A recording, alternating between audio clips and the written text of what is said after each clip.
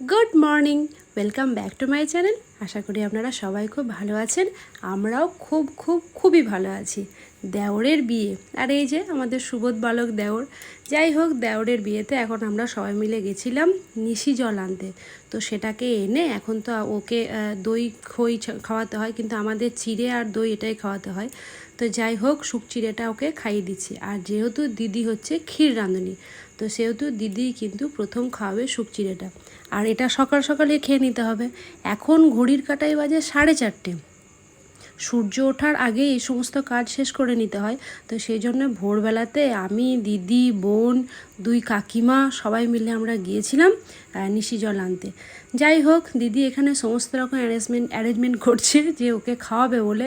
আর এখানে ওকে চিড়েটা আর দইটা মেখে ওকে, মানে যে ক্ষীর রাঁধুনি হয় সেই খাইয়ে দেয়। যাই হোক, ওকে খাইয়ে দিচ্ছে, তার সাথে সাথে দিদি আবার আমাদেরকেও খাওয়াচ্ছে। না না, আমাদের তো বিয়ে অলরেডি হয়েই গেছে, আমরা তো এই বাড়ির বউ। যাই হোক, এখন খাওয়াচ্ছে বোনকে। বোন একদিকে খাচ্ছে আর একদিকে বেরোচ্ছে। বোনের খাওয়া হয়ে যাওয়ার পরে এবার আমাকে দিয়েছে। ভালোই খেতে। আজ গায়ে হলুদ হিসেব মতো আজকে হলুদ পরার দিন, কিন্তু আমি একটুকু অন্যরকম ট্রাই নিলাম। যাই হোক, এটা হচ্ছে সাউথ কটন। তো এরকম একটা সাউথ কটন শাড়ি পরে চলুন আপাতত ওখানে নিয়ে যাই। আর এই হচ্ছে আমার মেয়ের গেটআপ। এত গরম, ও আর ওখানে গিয়ে থাকতে পারলো না, বললো মা আমি বাড়ি চলে যাব, আমি এখানে থাকি, তুমি যাও। হ্যাঁ ঠিক আছে, আমি আপাতত বেরিয়েছি, দেখি চলুন। প্রচণ্ড গরম, মানে এমন একটা বিচ্ছিরি গরম এখন পড়েছে। যাই হোক, আর এখানে ছাজনাতলা করা হয়েছে ছাদে। তো সেই কারণে মা, বামুন ঠাকুর বা ওর পিসিরা সবাই মিলে, মানে বাড়ির যে অন্যান্য সদস্যরা আছে প্রত্যেকেই কিন্তু ছাদেই এসে উপস্থিত।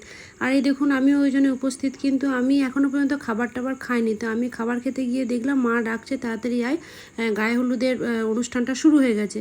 তো সেই কারণে আমি ঝাঁটাপাট চলে এলাম। আর যেহেতু মানে এখানে সর্বপ্রথম ক্ষীর রাঁধুনিরই কাজ, যে গায়ে হলুদ লাগানো বা অন্য যে সমস্ত রিচুয়ালসগুলো থাকে সেগুলো প্রথম ক্ষীর রাঁধুনি দেয়, তারপরে বাড়ির অন্যান্য সদস্যরা দেয়।